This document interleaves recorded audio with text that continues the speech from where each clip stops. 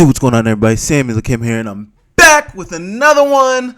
I appreciate you guys for tapping in. We are yet another week closer to football season. The time is ticking. I think I said that last week too. It is getting closer.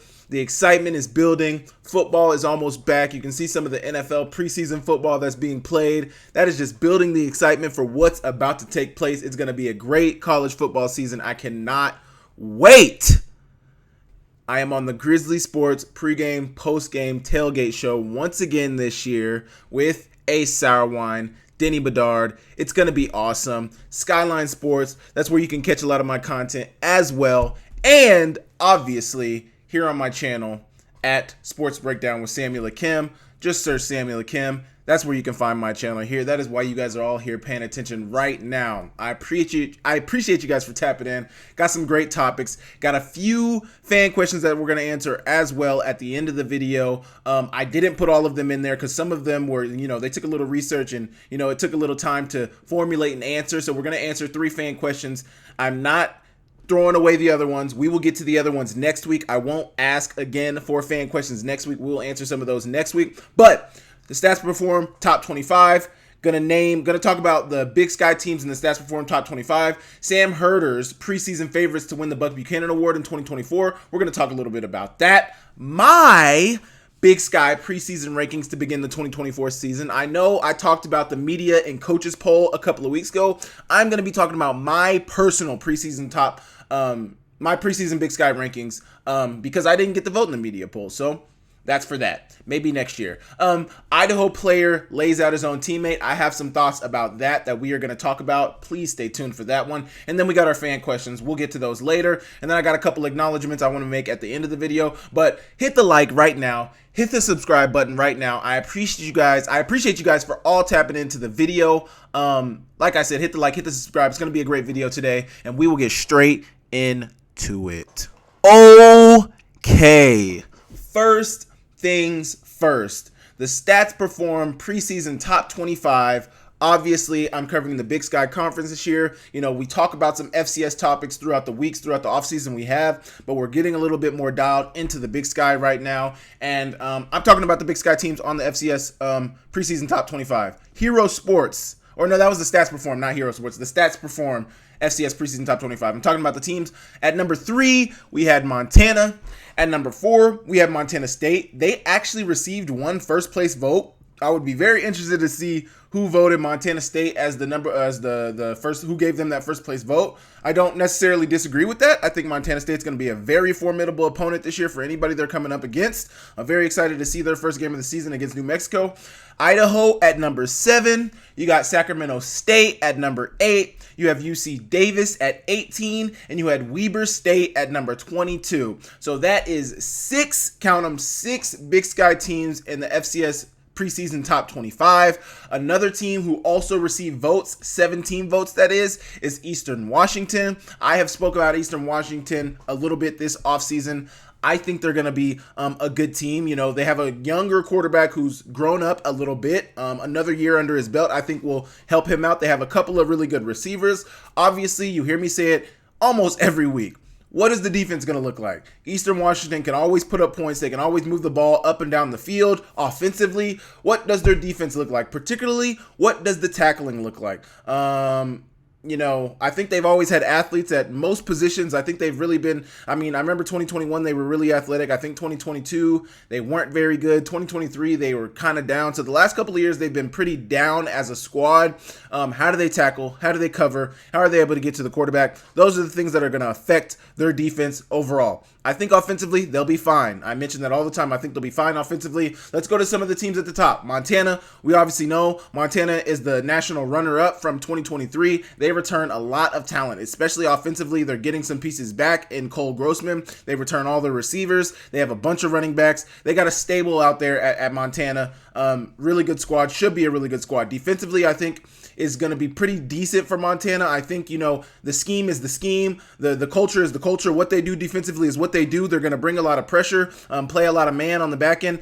Not so much, honestly. Last year we saw them bring a lot of pressure, but also they were playing a lot of cover three, a lot of coverage over the back end. So what does that look like for Montana? They're running sort of like a 2 DC system this year with Tim Houck and Roger Cooper. So what does that defense look like this year? I think the biggest question mark for Montana's defense is the defensive line replacing Alex Gubner, the linebacker position replacing those linebackers in Levi Janicaro, Tyler Flink, and Braxton Hill. What does that look like at the linebacker position? I think they'll be fine. Montana State, Tommy Mellott, got to keep him healthy. Got to keep him upright. If Tommy Mellott is on the field, Montana State is one of the best teams in the country. I fully believe that. One of the top 10 teams in the country whenever Tommy Mellott is on the field. No matter what their defense looks like, Tommy Mellott knows how to get the job done. He's a winner. Brody Grebe, number 41, legacy player from Montana State. How does he play this year? What does the back end of their defense look like this year? What does the special teams of Montana State look like in 2024? That is the question I know a ton of Bobcat fans are wondering, and myself included. That was something that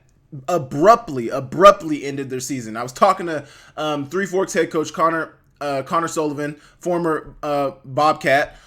He's now the head coach of Three Forks football team. He was talking about that game. We were at the MCA conference a couple of weeks ago, and he was talking about that game in Bozeman against North Dakota State. He said you could have heard a pin drop. Everybody knew about their special teams woes, but nobody thought their season was going to end like that. Overtime, they score. They're trying to tie, or not even, was that overtime? That was overtime, because that's why the game was over. Overtime, they're trying to tie it up. They simply miss a PAT, not even a field goal. They had field goal struggles throughout the season. I don't know so much if they had PAT struggles last season, but they missed a PAT to end their season. What does that look like for them this year? I think Montana State's going to be really good. They got some running backs. They return a couple of receivers as well. Tommy Mellott is the key. Brody Grebe on that defense. They got some linebackers as well. I'm not going to butcher his name, but they got a linebacker who was kind of injured a little bit last year, looking to be healthy this year. We'll see what Montana State is able to bring to the table this year. Idaho, lost a lot. Giovanni McCoy, gone. Anthony Woods, gone. Aiden Hatton, NFL. They lost a defensive back. They gained a defensive back from Weber State. So I think, defensively, they should be comparable to how they were in 2023. Offensively, Jack Lane. We obviously saw a flash against Idaho State. A lot of people are really high on him. A lot of people I've seen think that Jack Lane could potentially be better than Giovanni McCoy. I don't know how Jack Lane is on his legs. I know Giovanni McCoy, a big piece of his game was his ability to extend plays with his legs and even sometimes run with his legs.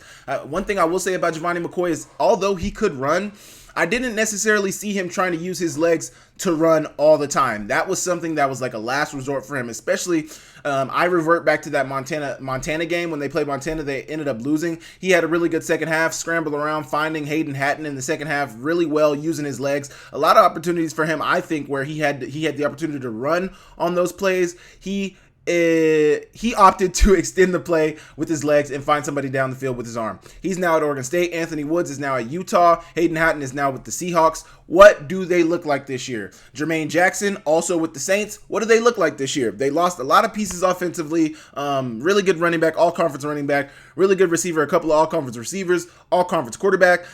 That's a lot. That's a lot to lose, and I'm curious to see what they're going to be like in 2024.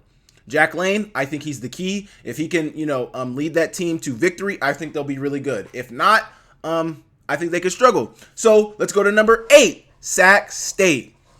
They opened the season against San Jose State. They obviously beat Stanford last year. Are they able to get another FBS dub under their belt this year? Caden Bennett struggled a little bit last year towards later in the season. I think he might have been dealing with an injury. They ended up putting in Conklin, the younger quarterback, number 17. He ended up playing decently well. Sac State ended up making the playoffs, got a playoff dub with Caden Bennett behind center.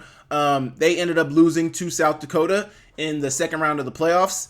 What do they look like this year? Jackson Slater, highly touted lineman. Obviously, offensive line play is not made up of one guy. Jackson Slater can be a dog in his own right, but how does that cohesive unit work? Caden Bennett, how is he? He was one of their leading rushers last year. in the run game. He's really good in the run game, really good with his legs. How does he look with his arm? How do they deal with the big games this year? How do they deal with the big moments this year? Lost to Montana State last year, lost to Montana, lost to UC Davis to end the season, and still made the playoffs. So, I think Sac State kind of got blessed last year with making the playoffs. It did end up beating North Dakota in the first round of the playoffs, so kudos to them, and people questioning them really getting in, and them, proving that, even though maybe we didn't deserve to be in over UC Davis, we still earned it. What does Sac State look like this year? They're number 8 in the preseason poll. We'll see. Number 18, you got UC Davis. I think personally, I would have put UC Davis over Sac State. I think UC Davis is going to be a better outfit than Sac State in 2024. I think UC Davis is going to be a better outfit than Sac State in 2024. But, at 18, they didn't make the playoffs last year. Sac State, like I just said, did prove that they deserved to be in the playoffs by beating North Dakota, one of the better teams in the MVFC last year. So how does UC Davis do this year? Land Larison, keep him healthy. If he's healthy, I think UC Davis is a really good squad. Obviously, I keep mentioning health with some of these teams, like I mentioned with Montana State and Tommy Mellott. Same with Land Larison. Land Larison makes them go. He got hurt early on in the season. UC Davis struggled. When he got healthy, they went on a roll. What does that do for them in 2024, having Land Larison to start the season? How does his health progress over the season? Obviously, like I said, he's a game changer. He makes things happen, and I honestly think he's going to have a future in the NFL as well. At number 22, Weber State. They got the young QB, Richie Munoz. They lost a piece on the defense. They lost their best returner, one of the best returners in the conference. Obviously, you think about returner, you think of Junior Bergen, but also you think about their cornerback. I think his last name is Williams.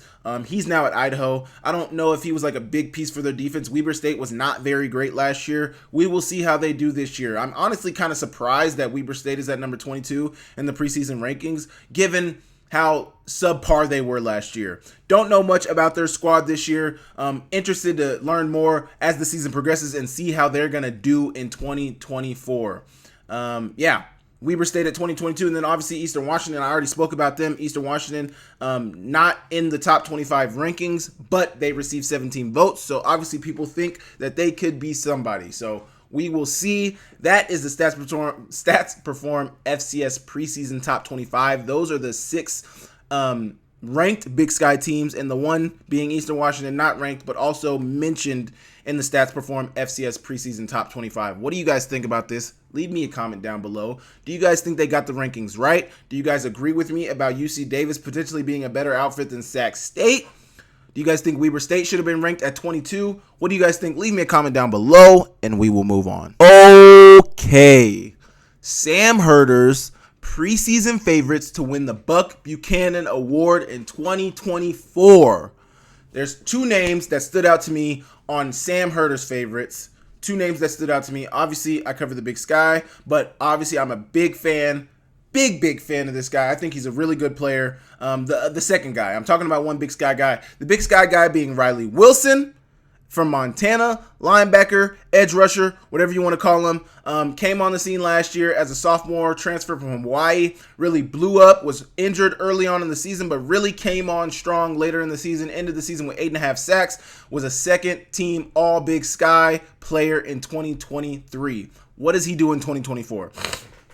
I think personally, Riley would need 15 plus sacks and 20 plus tackles for loss to win the Buck Buchanan Award. I think he definitely could do it. I think he's definitely in the right position to do it. I think he is the player who can do it. Will he do it? I think that's what it's going to take. He does play in one of the better conferences on one of the better teams in the FCS, so I think that bodes well for them. Obviously, I don't know how much team success plays into some of these awards like it does at some of the higher levels. I don't think so much team success is necessary for Riley to win this award. If he's the best defensive player in the country, you got to award him. 15 plus sacks and 20 plus tackles for loss. I think that's like the bare minimum that he has to have in order to win this award.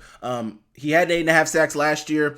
I could definitely see him getting 15 plus sacks this year. It's going to take him being a game wrecker at every level in every single game. He's going to have to be a difference maker for this Montana defense. Obviously, Montana is missing a huge piece that they had last year in Alex Gubner, who's now with the Chiefs. How does he play this year? Obviously, he came on strong last year with I wouldn't say he was getting all the snaps last year, so I'm sure he's going to be getting a bigger load this year. Pause. A bigger load of the work on the defensive end of things. So how does that look for him in 2024? How does he make the most of it? Does he get more sacks? Does he get to the quarterback? He's a master at getting to the quarterback, so we'll see how he does. Like I said, he would have to be a game wrecker. He's only going to be a junior this year, so hopefully that youth that he showed last year, being a sophomore, hopefully he builds on that in 2024 and is able to put together an amazing campaign for Montana. Obviously, Riley Wilson is technically a linebacker. We know what the history of linebacker at Montana is. LBU, if you want to call it. Dante Olson, Braxton Hill. Gosh, I'm blanking on their names. Bozeman guy. Gosh, Brock Coyle. There it is. The list goes on. Andy Thompson. There's a laundry list of great linebackers that came out of Montana. I'm not going to go down the line. Jordy, gosh, I'm blanking on his last name. Jordan Tripp. Just linebackers out the wazoo for Montana who have been great players for Montana. You guys know them. You big Montana Grizz fans, you guys know all the linebackers that have come out of Montana and been great players. Croy Bierman, another linebacker. I can go on. Riley Wilson is the next on that list of great linebackers to come out of Montana, who will eventually come out of Montana. Right now, he's a junior trying to put together a Buck Buchanan Award season. I'm sure that's not something he's focused on. He's probably focused on team success, which is how the guys that Coach Houck recruits are. Team guys, care about the team, don't care about your success. If you care about your success, that's not going to amount to team success. Care about the team success and everybody eats, which is what we've seen in the past, and hopefully you see that from Montana this year. Riley Wilson, the first player I mentioned on this list. The next player I mentioned on this list, if you've paid attention to the channel at all throughout the offseason, I've mentioned this guy's name multiple times. I'm a big fan. I think he burst onto the scene last year, used to play linebacker, now is at safety. That is Cole Wisnowski, safety out of North Dakota State. I think he could have a really big chance to win it. This dude had 92 tackles as a safety last year. Obviously, I think he plays in the box a lot, given that he used to play linebacker. This guy's not afraid to go down and hit somebody. This is something that I think will bode very well for him when he looks to go to the NFL after this season. He was the highest rated safety on PFF, FCS, or FBS. Both subdivisions. This dude is a dog. 8 interceptions, 92 tackles, 2 tackles for loss, 239 interception return yards, 5 pass breakups, while owning the number 1 PFF grade out of all FCS and FBS safeties. That is no small feat. There are great players at the FBS and especially at the FBS level. For Cole Wisnowski to be the highest graded safety, regardless of the division, is no small feat at all. I'm a big fan of this guy. I think if he can put together a campaign similar to last year, I'm honestly surprised that he wasn't a finalist last year. Maybe he was a finalist. He probably most definitely was a semifinalist, but 8 interceptions is an amazing number. The last time I saw somebody get a number like that was Justin Ford in 2021. Had an amazing campaign, bunch of pass breakups, bunch of interceptions, which was a ball hawk all over the place. Cole Wisnowski at the safety position. He's not only affecting the game through the air by giving the ball back to his team, but also coming down and making hits. 92 tackles as a safety. Probably the last safety we saw do that was Robbie Houck at Montana. I'm sure there's a bunch of safeties that get up to 80, 90 tackles. There's a lot of box safeties that come down and make hits. Cole Wisnowski is one of those guys. Like I said, if you follow this channel, you know I'm a big fan of this guy. He's a big reason why I think NDSU is going to be a force this year. But those are the 2 names that stood out to me in Sam Herder's preseason favorites to win the Buck Buchanan Award. Did you guys see this list? If you guys want to go check it out, go to Hero Sports. Sam Herder, he covers the FCS. He does a great job. He dropped his favorites to win the Buck Buchanan Award. Those are the 2 guys that stood out to me. Cole Wisnowski is probably one of the top names on that list for me.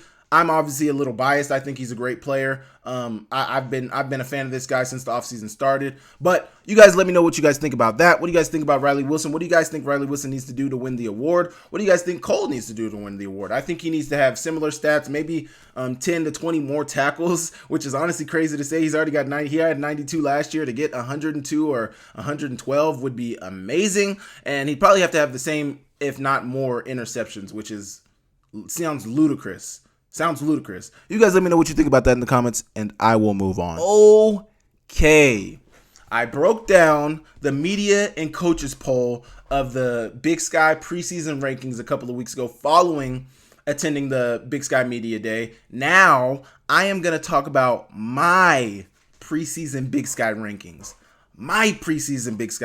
These are my rankings. So if you want to get mad at anybody for where these rankings stand, get mad at me. Come at me on Twitter. Come at me on Facebook. Let me know what your thoughts are about it. I love when you guys give me comments back. I love when you guys have pushback. I do not get mad about any of that. That's what this is about. We are not going to agree. America was not made on agreement. Not everybody is supposed to agree all the time, and we aren't going to agree all the time. So, number one, obviously, the Montana Grizzlies. They return a lot of talent, and they're the FCS national champion runner-up. So I think it's just right that they are the number one team in the Big Sky preseason rankings coming into the season. At number two, Montana State. You got Brody Grebe. You got Tommy Mellott. You got Marcus Weir. All upperclassmen, all seniors for that Montana State squad. Obviously, like I said, same with Sac State and Jackson Slater. Marcus Weir does not make up that offensive line, but that Montana State offensive line does have a ton of players who have played a ton of minutes, a ton of starting minutes for Montana State. I think experience is one of the biggest things for offensive linemen. Cohesion and experience are one of the biggest things that can help or hurt an offensive line. I think they have a lot of experience. I think they're going to have a lot of cohesion. I think they're going to be able to keep Tommy Mellott upright. That is the number two team on my rankings. At number three, we have Idaho. Now, some of you guys might be surprised by this because I just mentioned a couple of, two topics ago, how Idaho lost a lot of talent, especially offensively. Hayden Haddon, Anthony Woods, Jermaine Jackson, and Giovanni McCoy. All conference level players, all conference players for Idaho. They're all gone. Coach Eck is a great coach. I think Coach Eck is one of the best coaches in the Big Sky Conference. I would probably put him at top three. I got Bobby Houck, Brent Vegan, and then I'd probably put Coach Eck at number three. Yeah, I don't know. You guys can come at me if you guys want to. Those are my top three coaches in the Big Sky. Coach Eck, one of those coaches, came over from South Dakota State, has a history of being in the Big Sky Conference. He understands the conference, and I think he's a good coach, and I think he knows how to get the best out of his players. Jack Lane played great last year, young guy. I think he is going to have a good season. I think Jack Lane is going to have a good year. Obviously, that is the difference. That is the difference maker for Idaho. Is Jack Lane going to be a good player? Is he going to be an average player? If he's a good quarterback, I think Idaho is going to have a really good year. If he doesn't have the best season, I think Idaho is going to struggle this year. I think good QB play and good coaching is something that helps teams stand out in the Big Sky, and I think Idaho has both. I think they have a good quarterback, and I think they have a good coach. You think about some of the teams who stand out every year in the Big Sky Conference. Montana State, they have Brent Vegan. They've been good since Brent Vegan has been there. They were good when Choate was there, not as good on the record books. They were good against the rival. They weren't as good on the record books. Brent Vegan, really good coach. Bobby Houck, really good coach. One of the best teams in the Big Sky Conference year in and year out. Idaho, since Coach Eck has been there, has been one of the better teams in the Big Sky Conference since. Also, you look at Coach Andy Thompson at Sac State. Sac State has, kind of had a down year last year, but they just got off winning back-to-back Big Sky championships, 22 being the last year of that. I think Andy Thompson, I think he's a really good coach. I wouldn't put him necessarily in that top three. Coach Eck, Brent Vegan, Bobby Houck, but I think Andy Thompson is up there as well. You guys let me know what you guys think about that, and I will move on to number 4 on my list, which is Eastern Washington. Eastern Washington. Now, I know, crazy that I put them above UC Davis and Sac State. I know I'm going to get pushback for this, and I expect to, but I think Eastern Washington can be a really good team in 2024. I really do. Heavy offensive unit. Will the defense hold up? I don't want to say too much more other than that because I've mentioned them all the time. Kakoa Visperas, I think he could be one of the top 3-4 quarterbacks in the conference. I really do. I think he could be top 3, top 4 quarterback in the conference. Most definitely. Efton Chisholm, Nolan Ulm. I mean, those are the pieces. Those are the pieces that stand out to me. What does their defense look like? Eastern Washington needs defense, but they're number 4 on my preseason rankings. UC Davis at number 5, above Sac State, because I do think UC Davis is going to be a better team than Sac State. I mentioned that when talking about the Stats Perform Top 25, and I'm mentioning it now. UC Davis, Lan Larison is all that matters. If he is healthy, they have a chance. This guy can do it all.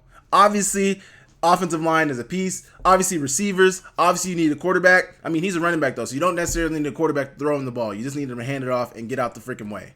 Defensively, I think UC Davis is usually middle of the pack. Not usually one of the best defenses, but never one of the worst defenses. Kind of middle of the pack. That's, as long as they have that, I think Land Larson and their offensive unit can kind of carry them along the way. UC Davis at number 5. Sac State at number 6. I only put explanations for the top 5. Montana, returning talent, Montana State. Grebe, Malott, Weir. At Idaho, Coach Eck and Jack Lane. At number 4, offense for Eastern Washington. Number 5, Land Larson. At number 6, we have Sac State. We know what they bring to the table. At number 7, I got Northern Arizona.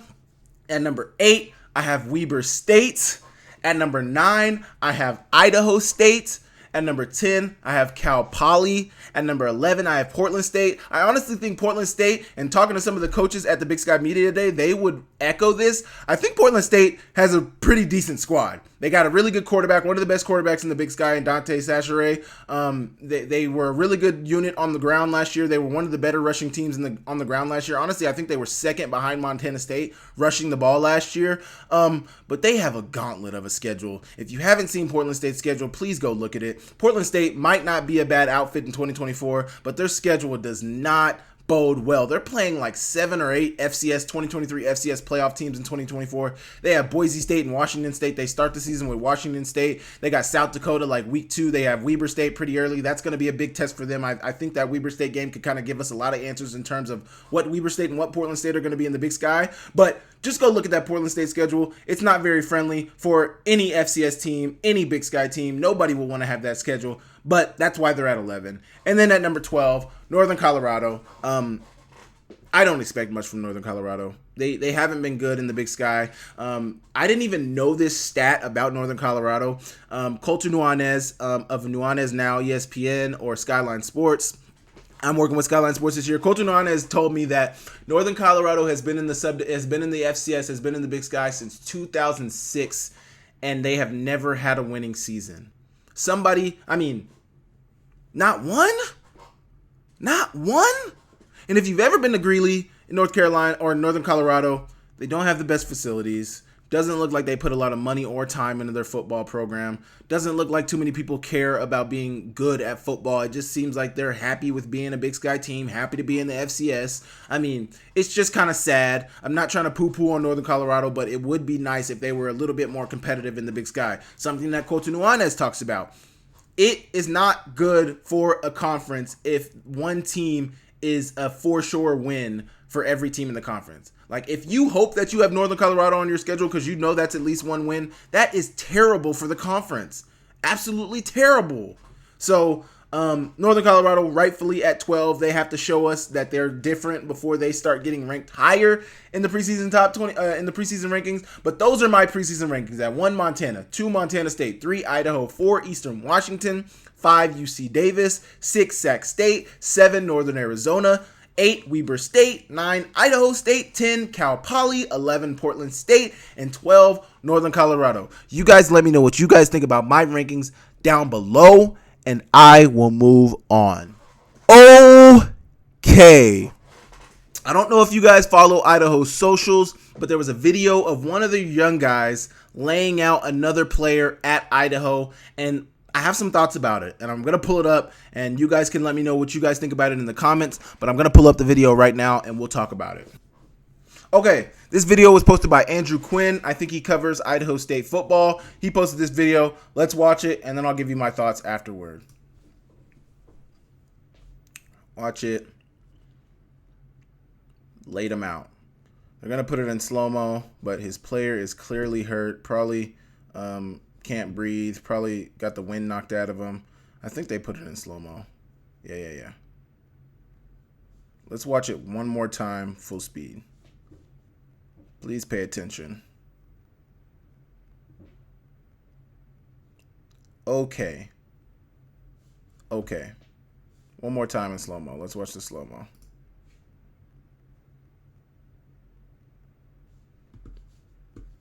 Big hit.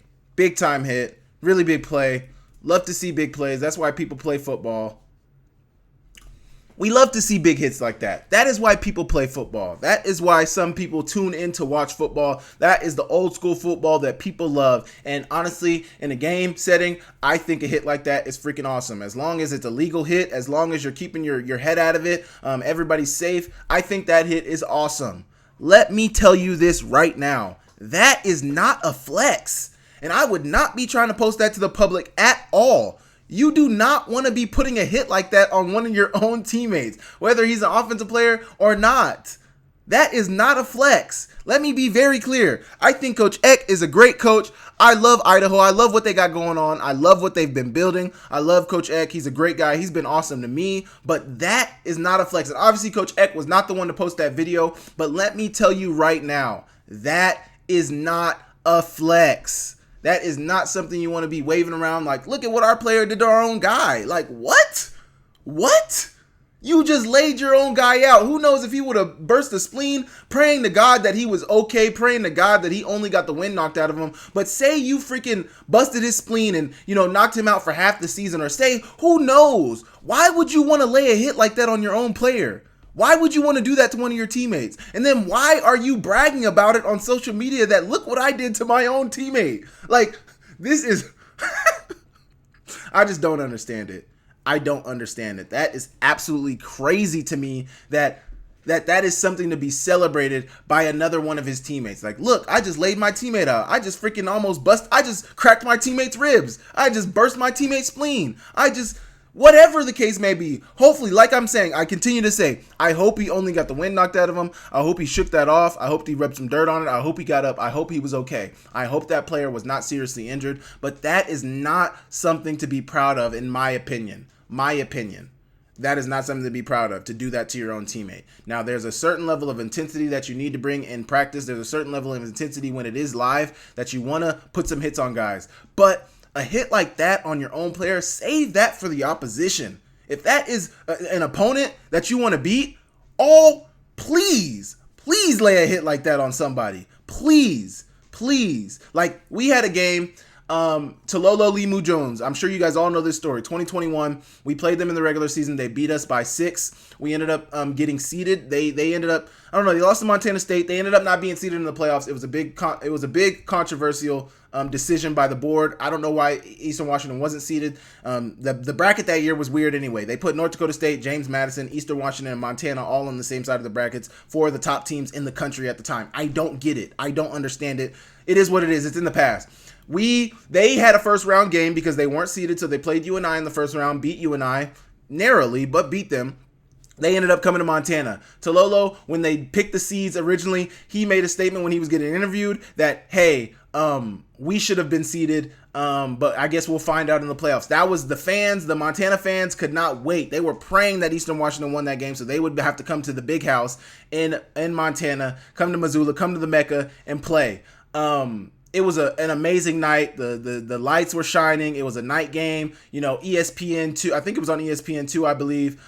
Packed stadium. It was an amazing night. Tololo came across the middle, and Gavin Robertson laid him out. They originally called targeting. They picked up the flag, and it ended up not being targeting. But that made the stadium go crazy. If that is the situation, by all means, do that to the opposition. Do not lay a hit like that on your teammate. I don't understand it. I will say it one last time. That video, that play is not a flex to hit your own teammate like that. I don't think it's a flex. I don't think it's cool. I don't think it's something that should be waved around. I don't think it's something that should be celebrated at all. I would never, ever, ever co-sign somebody hitting their own teammate like that, ever, in any setting. I would never co-sign that. I don't think it's cool. I don't think it's all right. And I think somebody should have said something. I didn't really see any people in the comments either saying like, whoa, like, your own team. I think I saw one comment of somebody like, on your own team, really? Like, I agree with that. On your own teammate?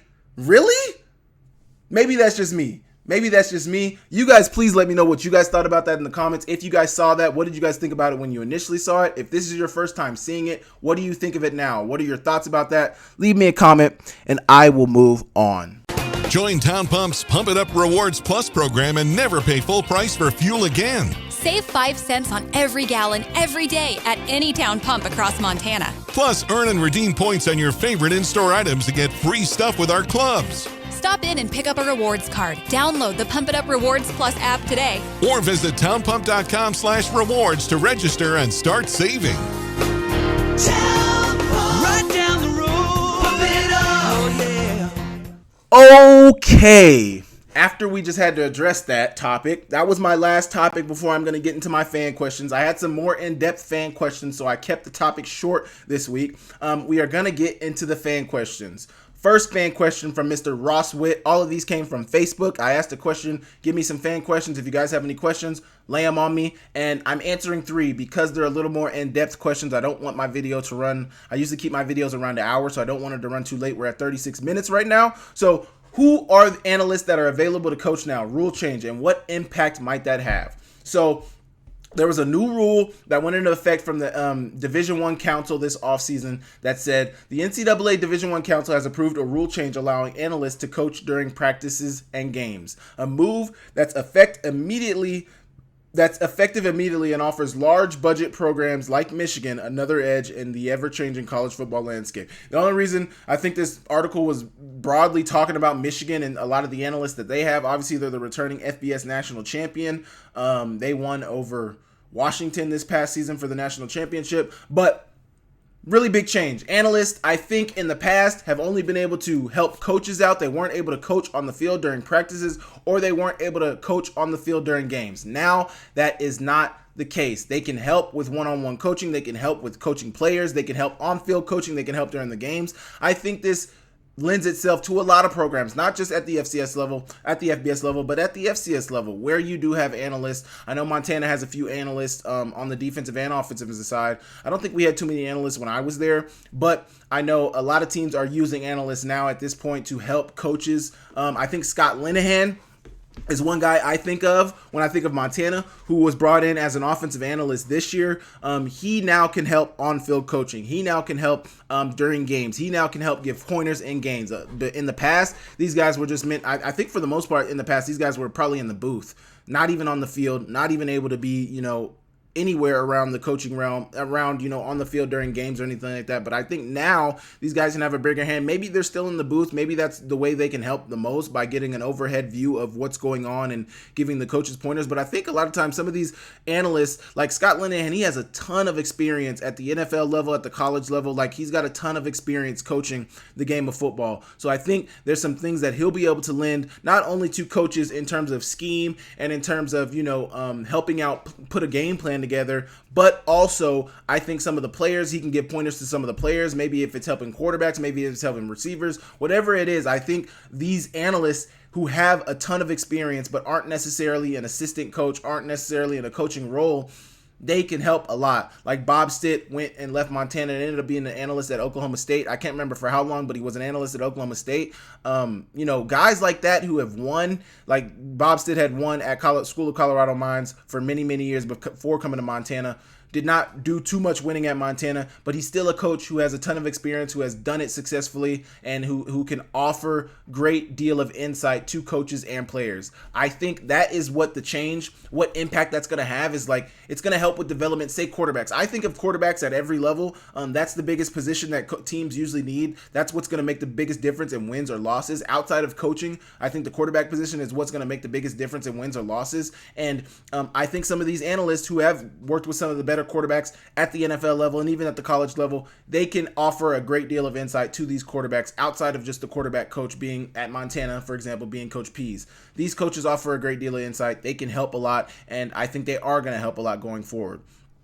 One other thing I put down here, programs like Michigan, which boast an athletic department with operating revenues of $230 million in the 2024 fiscal year, often bolster their football staff with analysts that until now could not legally offer on-field coaching. That has now changed. These analysts can offer on-field coaching where they see fit. Obviously, that would the head coach has to play in that too as well. Like, how much do you want these analysts giving insight? You don't want them stepping on the toes of your assistants or your position coaches that are put in the position to do their job. That that all works with coach cohesion. How much cohesion do you guys have in your coaching staff? How much do you guys want these giving their input? How much leeway have you given them to give their input? So obviously that comes into play, but I think these guys can offer a ton of insight depending on what type of analyst you got. Usually I think an analyst is reserved for somebody who has a ton of experience, but not necessarily you're not necessarily bringing them in for a position job or an assistant coaching job. You're bringing them in to give insight, to help improve your squad, to give, schematic insight where they have it, where their expertise is at. So, I think they could have a great deal of help for teams just depending on how they're being used. I hope that answered your question well, Ross, and I will move on. Okay, really good question from Zachary Godak. I hope I'm answering this right. He said, do your top 10 FCS games in week 0 and week 1. I took that to mean you meant top 10 in both week 0 and week 1, since there aren't a ton of FCS games in week 0. I think you meant week 0 and week 1, 10 games from both those weeks. So that's what I'm going to do. 10 games, my top 10 games of week 0 and week 1. Number 1, these aren't like, ranking them from 1 to 10. I'm just numbering them from 1 to 10. At number 1, I have McNeese versus Tarleton State. Clifton McDowell in a new uniform following a natty run in 2023. I think it's an understatement to say a lot of people are interested to see how this game is going to go. I'm hoping he plays really well. I know that McNeese State team was not very good last year. I'm hoping Clifton can turn that around. I know he has a great deal of confidence. I love his mentality about the game. I think, I just want to see. I think Tarleton will be a pretty good team as well. They play in the United Athletic Conference. I'm excited to see how they're doing. I know they moved up not too long ago. Within the last 5 to 10 years, Tarleton moved up to the FCS. So they've been decently moving up year over year over year, trying to make those playoffs, trying to get into the playoffs, trying to make a run. How do they play? National television. You went to the national championship last year, Clifton. How are you going to play this year? I'm very interested. I want to see that. At number 2, I have Montana State versus New Mexico. Montana State is currently favored by 8 on ESPN Bet, which is absolutely crazy. I think the first time I saw it, they were favored by like 4.5. For them to be favored by a whole touchdown is crazy against an FBS opponent in New Mexico. How do they play? How do they look this year? New Mexico obviously plays in the Mountain West Conference. A lot of people think if there were eventually to be an FCS-FBS merger or FCS Group of 5 merger, Montana State could maybe be one of the teams that ends up in the Mountain West. So this could eventually be maybe an opponent that Montana State would have to play. Now, Coulter, we were talking on the Big Sky Breakdown this past week, talking about what that would look like if there was an FCS G5 merger. Probably a Mountain West North, Mountain West South, or something like that. Shout out to Andrew Schmidt. The Snow Belt might become a thing if that were to happen. But right now, it's FCS versus the G5, Montana State versus New Mexico. I think Montana State, this is going to be a big test for them. How good will they be this year? This will be a test of that. An FBS opponent.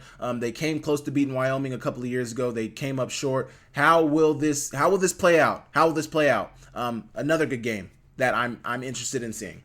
Number 3, if you follow this channel, I talk about this game almost every couple of weeks, and there was just some more interesting developments online of Dion making noise online.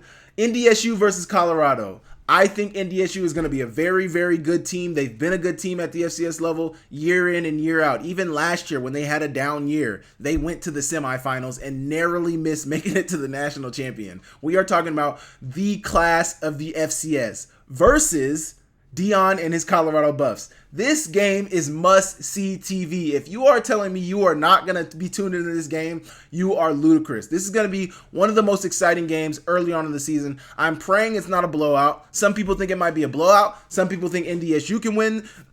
I'm interested to find out. Dion recently made news this week. He's always in the news because he's Deion Sanders. He's the best cornerback we've ever seen in the game in the history of football. Who wouldn't want to see this guy? He just made news because of a CBS reporter put him as one of the second worst coach in the Big 12 conference. He didn't like that, so he wasn't answering questions from the CBS reporter. A lot of people had some words. A lot of people didn't think very highly of that. Some people were on his side. Obviously, a lot of Colorado fans were on his side. Like, if you're going to talk down on our team, don't expect us to answer questions from you. Sean Rainey of SWX said that, he didn't think very highly of Dion doing that, and in turn said NDSU by 20. So we will see. I'm very excited to see this game. I think, at the very least, I think the line was 8.5 last time I looked at it. I think NDSU could cover that. I think they could stay within 8.5 points of Colorado. I think Colorado's going to be a decent squad this year. How good will they be? Could this be a test? Who knows? Dion coached at Jackson State before, so he knows the FCS level. He understands NDSU. I mentioned a couple weeks ago how Dion mentioned, why would they do this to us? They know how good Dion fully understands how good NDSU is. He was hoping for a layup. He mentioned that he's not very happy with his athletic director for scheduling this team because he knows NDSU is a formidable opponent. No matter how you slice it up, NDSU always plays FBS opponents tough. Always. They are a good team. They play hard. They are coached very well, and it's going to be a good game. This game is must-see TV. That is why they're on this list. Next, SDSU versus Oklahoma State. SDSU, or South Dakota State, is the back-to-back national champion who hasn't lost since 2022. They lost that 7-3 game against Iowa. Really, really close game. Honestly, they could have won that game. Would have been awesome if they would have beat Iowa. How good are they this season? They lost a ton of talent last year. How good will they be this year? Another good game that I'm excited to see. At number, what was that? 1, 2, 3, 4. At number 5, Montana versus Missouri State. Missouri State has a few players who used to play on Montana, Dylan Simmons, and they also have Iverson Young. I don't know how much playing time those guys will get, but if you're asking me what are my top 10 games, I'm interested in seeing that game because I know they have a few former Montana players on that team. Obviously, I cover the Big Sky, so that's something I'm interested in seeing. Montana versus Missouri State. Next, Sac State versus San Jose State. Sac State beat Stanford last year. They beat them 30-23 early on in the season. Can they do it again this season? Sac State, I think also, if they do beat, it's weird to say because Sac State beat Stanford and then they're a middle of the pack Big Sky team. So it's like, are these FBS games always a gauge of how good an FCS team is going to be? That might be a good question for me to ask. How good of a gauge is a team? Because Montana beat Washington in 2021, and they came very close to winning the Big Sky, but a lot of people would assume if you beat Washington, a Power 4 team who was ranked 20th in the preseason rankings, you would think that they would go run the table in the Big Sky. That did not happen. We lost to Eastern Washington. We lost to Sac State. In turn, we didn't win the Big Sky Conference. And no, we beat Montana State that year. But, Sac State versus San Jose State, I think it could be a decent test for them to see how good they are in 2024. But more than anything, I think it could be a really good game. Two Northern California teams. How does that game play out? Next is Florida A&M versus Norfolk State. Florida A&M is the reigning Celebration Bowl champion, beating Howard last year 30-26. Really close game. Florida A&M had one of the better defenses in the subdivision last year in FCS football. Definitely probably the best defense in HBCU football last year in the MEAC or SWAC conference. How do they play this year? How do they look this year? Interesting game to open up the season. I think that's going to be a great game. Next, we have Youngstown State versus Villanova. Two playoff teams from 2023. Villanova obviously made it to the quarterfinals. Playing SDSU, I'd say probably pretty tight. Probably one of the closest games that SDSU got held to last year, especially in the playoffs. That game was a really windy, really, really cold game. It was really hard to put the ball in the air. The ball was going all over the place. The wind was swirling. But that is a game I'm excited to see. Two playoff teams from last year. Good test for both teams to start 2024. Really good test. I think that game is in week 1, not week 0. VMI versus William and Mary. William and Mary was close to being a playoff team in 2023. They had a really, really good defense. They had two really good pass rushers that were wrecking shop last year. What will they look like this season? What does William and Mary look like in 2024? What does VMI look like in 2024? But most definitely, what does William and Mary look like in the CAA conference? Are they going to be one of the better teams in the CAA? Or are they going to be middle of the pack? I think they ended up, because there's so many teams in the CAA, they ended up towards the top of the CAA, but not making the playoffs because there were so many good teams like Villanova, who we just talked about a minute ago. Last on this list is UC Davis versus Cal. Another good Big Sky team who could end up getting a Power 5 win. Cal, Man, is Cal in the Big 10 or is Cal in the Big 12? I can't remember right now. Are they? I don't know what conference Cal is in. There's so much conference alignment going on these days. I can't remember what conference Cal is in right now. But UC Davis versus Cal. Cal is one of the lower tier, what used to be called the Pac-12. They weren't one of the better teams in the Pac-12. They were usually towards the bottom of the Pac-12. Idaho looked like they were going to beat them last year, and then Cal went on a run in the second half and ended up winning by like a touchdown or two. Can UC Davis get an FBS victory to start their 2024 campaign? Can they do it? We will see. Those are my top 10 games that I'm looking for in week 0 and week 1. This question was from Zachary Godak. McNeese Tarleton, Montana State versus New Mexico. No, NDSU versus Colorado, must-see TV. SDSU versus Oklahoma State. I think Oklahoma State, I didn't even talk about Oklahoma State. I think Oklahoma State is going to be very good in 2024, so I don't foresee SDSU beating them. This might be their first loss in 2 seasons since Iowa. We will see. Montana, Missouri State, Sac State versus San Jose State, Florida A&M versus Norfolk State, Youngstown State versus Villanova, VMI versus William and Mary, and then UC Davis versus Cal. You guys let me know what you think about in the comments. Did I miss any games in week 0 and week 1? I think I covered probably the biggest games that people want to see. I think those are the games that people are going to want to see. What do you guys think? Did I miss one, or are you guys excited to see these as I am? Let me know in the comments, and I will move on. Okay, the last fan question that we are going to answer. Which top 10 teams have the best depth charts? How much drop-off did the champs and runner-ups suffer since the chipper? And thoughts on the new playoff bracket. This question is from Jake Bauer. Thank you, Jake, for your question. Thank you, Zachary Godak, for your question. And thank you, Ross Witt, for your questions. I will get to the other ones next week.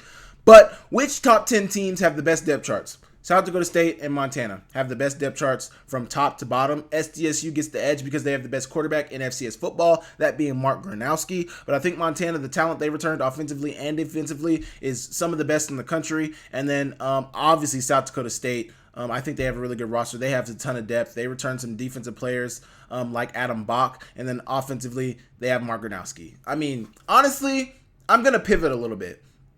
Montana has the best depth chart, top to bottom, in this subdivision. I think Montana, you look at some of the offensive weapons that Montana has, I mean, they have 3 number 1 receivers on their offense. Aaron Fonts is a number 1 receiver, Keelan White is a number 1 receiver, and Junior Bergen is a number 1 receiver. All 3 of them in the same offense is ridiculous. And in his own right, Cole Grossman is a number 1 tight end. And then you have 2 number 1 running backs, potentially 3. We got to see how Stevie Rocker does this year. But you have Nick Osmo, not forgetting his name, and Eli Gilman, who are both number 1 rightfully starting running backs at the FCS subdivision. 2 really good running backs. All of those guys are in the same offense. All of them are in the same offense. I don't think you can really dispute. Montana has the best roster, the best depth chart in FCS football. For sure the best depth chart. And then you got Riley Wilson on the defensive side of things. Anders Learman, who I've heard really good things about. Krishawn Gordon, who I've seen and heard really good things about. Trevin Gradney, 4 interceptions last year. First team all-conference player. You got Ronald Jackson, who was not an all-conference player, but looking to do really good things this year. I mean, I think this Montana roster is really, really good. Really, really good. The first team offensive lineman, and Casey, Brandon Casey, another really good player. First team all-conference player. This roster for Montana State, this depth chart is really good. The only reason I would give South Dakota State the nod, I don't think necessarily their roster is much better than Montana's. I think they have, I know they have the best quarterback in FCS football. Mark Gronowski is a winner in every sense of the word. Has only lost, I think, 3 games in his college career. One of those being because he lost. He might be talking about a 3-time national champion had Mark Gronowski not got hurt as a freshman. I mean, let's literally just think about that right now. Sit back and think about that. So this South Dakota State roster, obviously we're not talking about what he did. We're talking about what they're going to do right now. I'd say South Dakota State and Montana have the best depth charts out of the top 10, out of the top 10 teams. Next, how much drop-off did the champs and runner-ups suffer since the chipper? Montana suffered the loss of their QB and a few veteran linemen, AJ Forbes being one of them, and then Chris Walker, their left tackle, a couple of veteran linemen, but I think they returned a good deal of, experience on their offensive line, similar to what I said about Montana State earlier, as well as their whole linebacker core. Tyler Flink, Braxton Hill, not a linebacker, but Alex Gubner. And then you got Levi Janicaro. All three linebackers from Montana are gone now. Their legacy player, Levi Janicaro, is gone now. I think those are some big losses for them. But they do have Riley Wilson, who does return. But those are some of the losses that they lost, some of the bigger losses that Montana suffered. They also lost a corner in Corbin Walker, who was a first-team all-conference player in 2023. So that's definitely going to hurt as well. He had a ton of experience, had been playing since a freshman, got good playing time as a freshman, and, really just took the reins as a cornerback, was one of their most consistent corners over the years.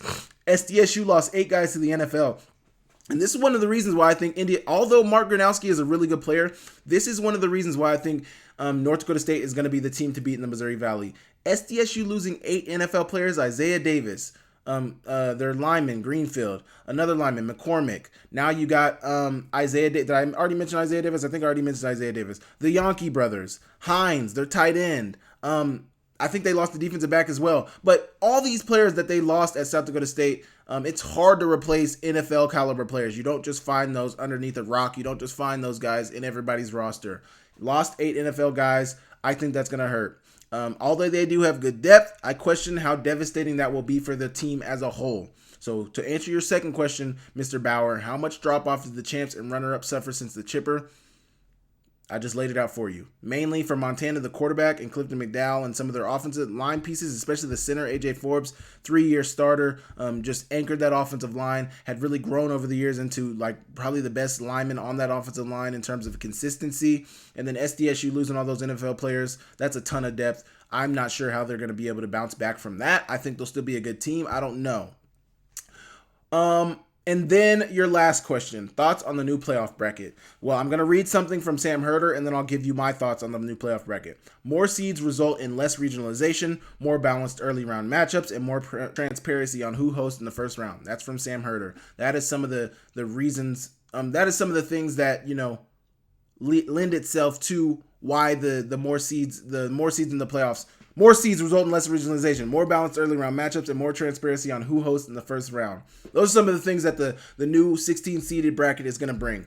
What are my thoughts? All of this is ultimately good for the FCS, and I think it will lead to some really good games in the early round. Giving more seeds to certain players, like certain teams like NDSU would have been a seed. Who knows if they end up playing Drake in that first round of the playoff? It was an absolute blowout. Kind of a regional game if you want to think about it. North Dakota and Indiana are not too far from each other, but blowout of Drake, just an abysmal performance from Drake. I don't know how good the Pioneer Conference is. I don't know how good Drake is. They obviously ran the table in the Pioneer Conference, but how good is that conference? How good are they preparing them? I think Drake needs to watch out for St. Thomas. I think St. Thomas is right there. I think they're coming for Drake's spot in that conference.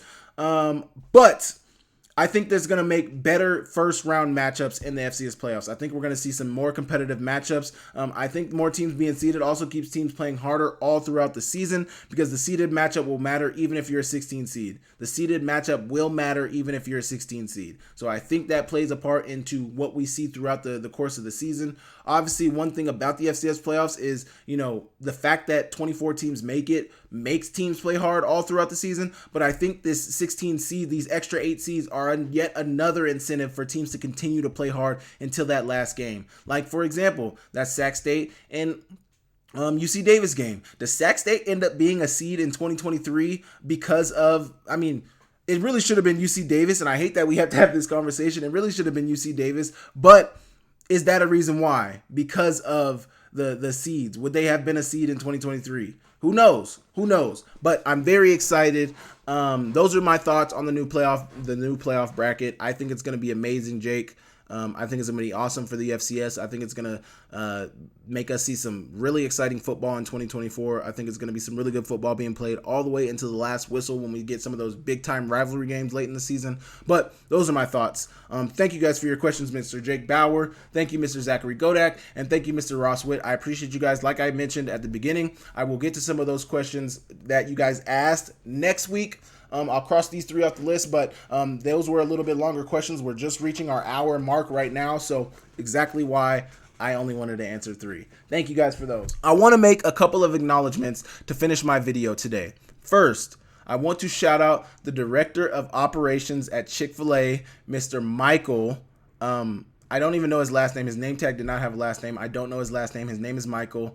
He's a big Grizz fan. As you guys know, I'm a former Grizz. I do still live in the city of Missoula, so I run into a lot of fans who watch me play during my time in Montana, and he is the director of operations. Me and my fiance were at Chick-fil-A getting food, and Jordan wanted to go to Chick-fil-A, so she was going to pay for our Chick-fil-A.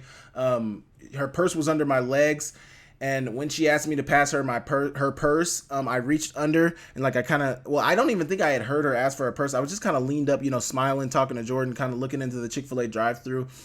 And the guy, he was working the drive-thru. He had originally asked Jordan, because I don't think I was looking at first. He asked Jordan for her purse, and when she leaned to get her purse, or I don't even know how it all happened, but he looked at Jordan first, asked her for the money. He looked over and saw me in the passenger seat and completely changed his tone. He's like, "Oh my gosh, no, you're not going to pay for your food. You're Sammy.